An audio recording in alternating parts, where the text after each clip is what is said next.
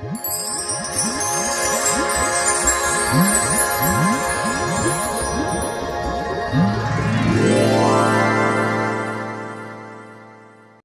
Dear students, आपके अपने YouTube channel चैंसर में आपका स्वागत है।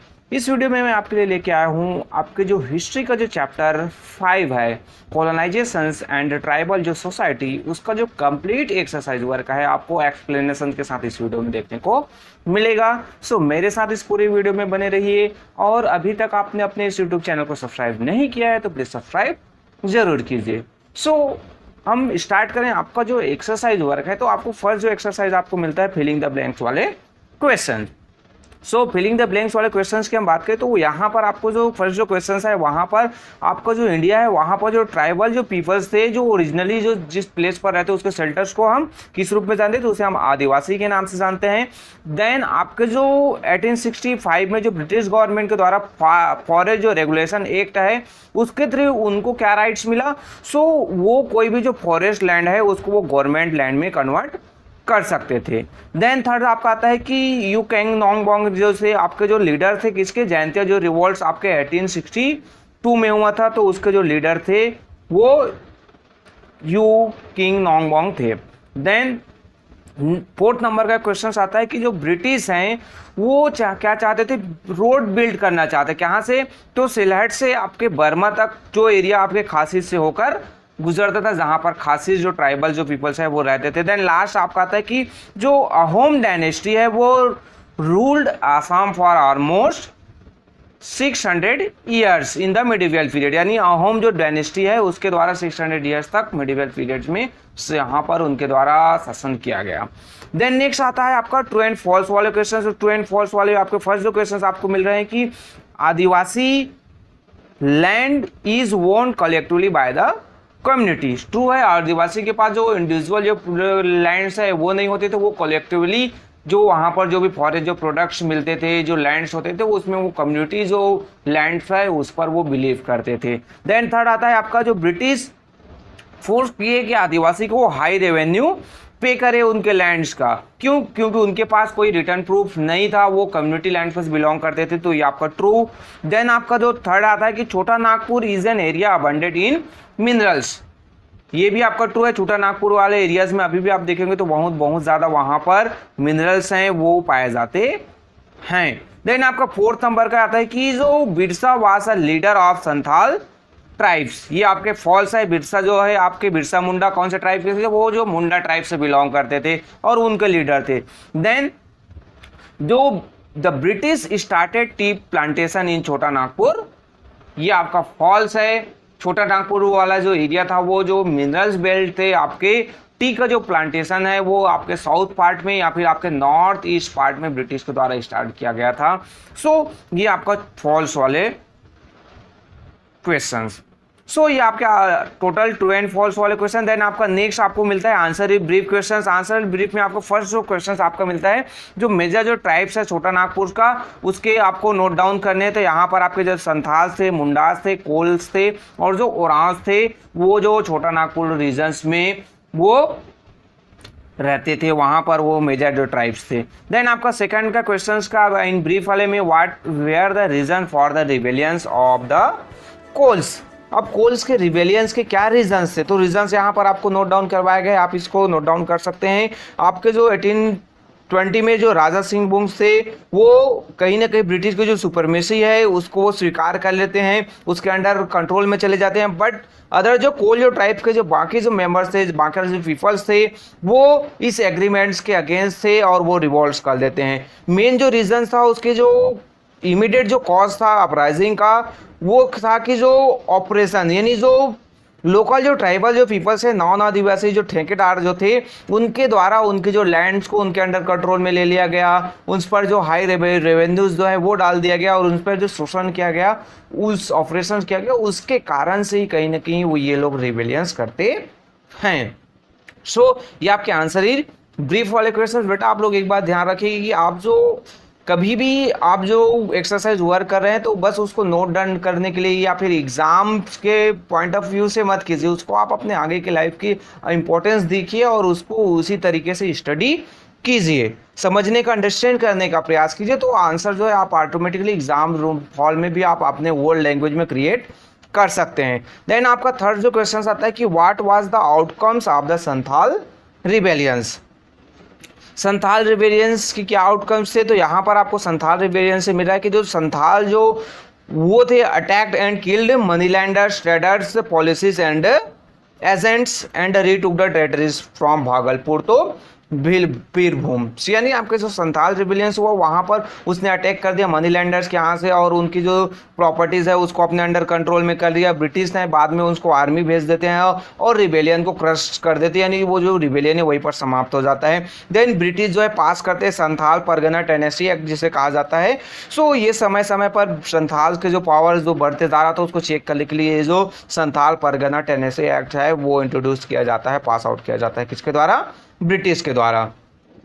देन आपका नेक्स्ट जो फोर्थ नंबर का क्वेश्चन आता है कि what was the reason for the conflict between the Khasis and the British. आपके जो खासीज और जो ब्रिटिश के बीच जो कॉन्फ्लिक्ट यानी उनके बीच जो लड़ाई हुई, उनके बीच जो रिवॉल्ट हो, उसका जो मेन रीजंस क्या था। सो जैसे आपको पता है कि जो खासीज और जो जयंती थे वो पावरफुल जो ट्राइब्स थे, कहाँ पर, जो गारो, खासी और जो जयंती वाले जो हिल्स थे जो अभी का प्रेजेंट डे है वहाँ पर, यानी आपके ये जो हम नॉर्थ ईस्ट की बात करते हैं, सो नॉर्थ ईस्ट वाले जो रीजन है तो यहाँ पर आपके गारो, खासी, जयंती हिल्स नजर आते हैं। तो यहीं पर ही आपके देखने को मिलते हैं कौन, तो यहाँ पर ये जो खासी और जो जयंती जो पावरफुल ट्राइब्स वहाँ पर होते थे। अब इस रीजन्स पर क्या हुआ, जनरली ये जो ब्रिटिश के लिए इकोनॉमिक जो स्ट्रेटजी के लिए वो जो प्लेस है बहुत ही ज़्यादा इंपॉर्टेंट था। क्या था वहाँ पर, तो जो वो जो है ब्रिटिश जो है रोड बिल्ड करना चाहते थे सेलहट और जो ब्रह्मपुत्र वैली से होते हुए अरकान और बर्मा तक, वो जो अरकान आपके बर्मा का था, तो यहाँ से वो एक जो रोड्स है वो बिल्ड करना चाहते थे और वो जो खासी से क्रॉस होता था वो रोड्स। सो अब यहाँ पर वो ब्रिटिश रिक्वेस्ट किए कि हमें वो रोड्स बनाने के जो परमिशन है वो दिया जाए। स्टार्टिंग में तो खासिस है उसको परमिशन दे देते हैं कि आप इस एरिया से आप रोड बना सकते हैं। बाद में खासिस को रियलाइज होता है, वो अंडरस्टूड कर जाते हैं कि जो ब्रिटिश की जो मेन जो डिज़ायर है वो क्या थी उनकी, कि वो जो ब्रिटिश है इस एरिया को अपने अंडर कंट्रोल में ले लेना चाहते थे। वो कभी भी इस एरिया को लीव नहीं करना चाहते थे, वो जो है इस एरिया को छोड़कर जाने से रिफ्यूज़ कर देते हैं। तो इसी के कारण से खासिस और ब्रिटिश के बीच जो रिवॉल्ट्स है वो होता है। देन नेक्स्ट आपको फिफ्थ नंबर का क्वेश्चन मिलता है कि what was there conflict between the Assam tribes and the Assamese जो ट्राइब्स थे और जो ब्रिटिश है उनके बीच कॉन्फ्लिक्ट है, उनके बीच जो लड़ाई हुई रिवॉल्ट्स हो उसका जो रीजंस आपको बताना है और क्या। सो यहाँ पर जो ब्रिटिश है वो स्टार्टेड करते हैं कहाँ पर, टी प्लांटेशन आपके आसाम और जो वैज जो ट्रैक्स थे आपके जो ट्राइबल जो ट्रैक्स आसाम वाले रीजन्स वहाँ पर वो ट्री प्लांटेशन स्टार्ट कर देते हैं और उस एरिया को पूरा अपने अंडर कंट्रोल में ले लेते हैं। अब ये जो प्लांटेशन वर्क है वो ब्रिटिश नहीं कर रहे थे, जो नॉन ट्राइबल जो और जो ठेकेदार थे या फिर जो पावरफुल जो लोग थे जिनके पास प्रॉपर्टी ज़्यादा थी, जिनके पास ज़्यादा पैसे थे, ऐसे जो नॉन ट्राइबल जो पीपल्स हैं वो उस ज़मीन को ठेके पर लेकर वो उस एरिया पर क्या करते थे, टी प्लांटेशन करते थे। सो ये जो डिस्प्लेस जो आपके क्या हो गए, ट्राइबल जो है वो डिस्प्लेस हो गए, उनको पुअरली जो पेट्स है बहुत ही कम प्राइस पर वो टी पिकर्स के यानी जो चाय के जो पत्तियां तोड़ने के लिए उनको बहुत ही कम वेजेस में और बहुत ही क्रिटिकल कंडीशंस में उसको वहाँ पर रखा गया, जिससे कारण से कहीं ना कहीं ये जो एक्सप्लोटिव जो ब्रिटिश के जो इंक्रीज होते जा रहा था, इसके कारण से ब्रिटिश आपके जो आदिवासी है वो ब्रिटिश के अगेंस्ट रिवोल्ट्स कर देते हैं। सो ये आपके आंसर है इन ब्रीफ वाले क्वेश्चन। नेक्स्ट आपको मिलता है आंसर इन डिटेल वाले क्वेश्चन। आंसर इन डिटेल वाले क्वेश्चन बट आपको थोड़े लॉन्ग्स में मिलेंगे, आप अगर चाहे तो आपके नीड्स के अकॉर्डिंग टू आप उसको सॉर्ट आउट कर सकते हैं। मैं पूरा डिटेल्स में आपको आंसर जो है वो प्रोवाइड कर दिया हूँ। फिर मैं बार बार ये बोलता हूँ बेटा कि आप जो है सिर्फ एग्जाम के पॉइंट ऑफ व्यू से रट्टा ना मारिए किसी भी क्वेश्चंस को, उसके आंसर है उसको आप अंडरस्टैंड करने का प्रयास कीजिए, ताकि आप जब एग्जाम में जाएं अगर आप जो है आपको क्वेश्चंस का आंसर याद नहीं आ रहा है तो आप अंडरस्टैंड किए, आप जो समझे अंडरस्टूड किए हैं उसके अकॉर्डिंग टू आप उसके आंसर नोट डाउन कर सकते हैं। सो आपके आंसर डिटेल वाले क्वेश्चंस की हम बात करें बेटा तो आपको जो फर्स्ट जो क्वेश्चंस मिलता है कि how did colonialism affect the life of the tribal peoples.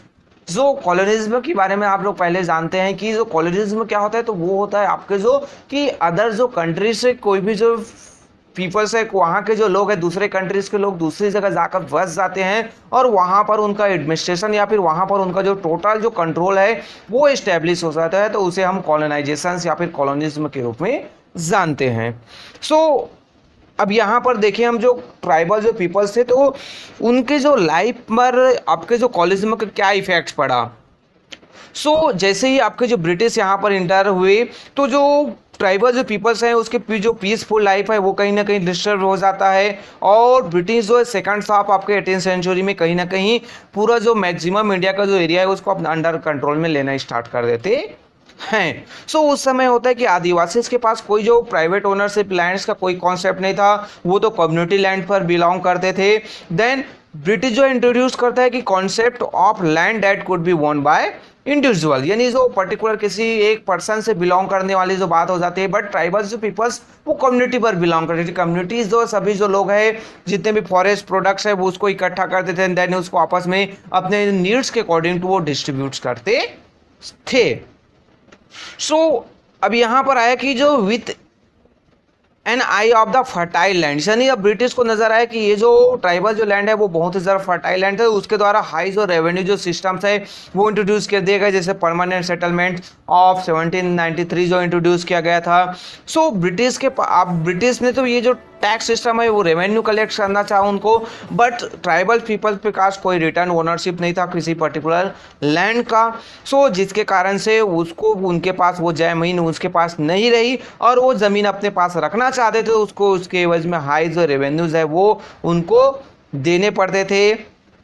अब उनको अपने लैंड बचाना है, तो जो रेवेन्यूज पे करने के लिए उनके पास जो अमाउंट चाहिए वो नहीं था, तो वो मनी लैंडर्स के पास जाते थे, और मनी लैंडर्स हैं वो हाई इंटरेस्ट रेट पर, यानी जिनके पास ज़्यादा पैसा होता था, साहूकार जिसे कहा जाता है, तो वो उनके पास जाते थे बेटा, और उनसे बहुत ही हाई रेट से जो इंटरेस्ट होता था ब्याज में वो पैसा लेके आते थे, बट वो लोन पे नहीं कर पाते थे, अनेबल होते थे, तो जो मनी लैंडर्स के द्वारा उनके जो लैंड्स है उसको अपने अंडर कंट्रोल में ले लिया जाता था। और फाइनली आप जो देखोगे तो जो ट्राइबल जो पीपल्स है वो लैंडलेस लेबर्स के रूप में अपने ही लैंड्स पर रह जाते थे। तो ये कहीं ना कहीं जो सिस्टम था उसके कारण से जो ट्राइबल जो पीपल्स हैं उनके जो लाइफ्स है वो बहुत ज़्यादा डिस्ट्रॉयड हो गए, और फाइनली कहीं ना कहीं जो ट्राइबल्स पीपल्स के द्वारा क्या किया गया, रिवोल्ट्स किया गया, और उसका जो रिजल्ट है आपने अपने क्लास के वीडियोस में आपने देखा होगा कि कैसे जो है जगह जगह डिफरेंट जो ट्राइबल्स पीपल्स हैं उसके द्वारा रिवोल्ट्स किया जाता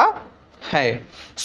ये आपके आंसर डिटेल का फर्स्ट क्वेश्चन। देन सेकंड आपका आता है right a brief summary on Birsa Munda on his struggles against the British. अब जो आपको बिरसा मुंडा और जो मुंडा जो ट्राइब्स है उसका जो फुल जो ब्रीफ जो नोट्स है, ब्रीफ जो समरी है वो प्रोवाइड करना है। ये भी क्वेश्चंस आपको बहुत ही लॉन्ग्स में मिलेंगे, इसके आंसर जो है आपको लॉन्ग्स में आएंगे। इसको आपको अपने नीड्स के अकॉर्डिंग टू आप सॉर्ट आउट करना चाहे तो सॉर्ट आउट कर सकते हैं। मैं आपको डिटेल में आंसर आपको प्रोवाइड कर दिया हूँ।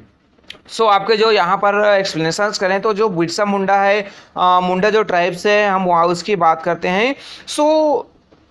ब्रिटिश के द्वारा जो रिवोल्ट्स है कहीं ना कहीं जो मुंडा जो वो कहीं ना कहीं हुआ कि जो ओरिजिनल जो रियल ओनर्स थे वो जो सॉइल के वो कौन मुंडा अपने आप को मानते था। ब्रिटिश जो बीच में मिडिल मैन्स आ गए, डिफरेंट जो एक्ट इंट्रोड्यूस किया गया, जो फॉरेस्ट रेगुलेशन एक्ट 1865 था, आपका जो क्रिमिनल ट्राइबर जो एक्ट था आपका 1871 वो जो है पास आउट किया गया था। तो इन सभी के कारण से जो मुंडा जो ट्राइब्स हैं वो रिवॉल्ट्स स्टार्ट कर देते हैं, और ये जो रिवॉल्ट्स है 18th सेंचुरी में लीड करने वाला कौन होता है, आपके बिरसा मुंडा।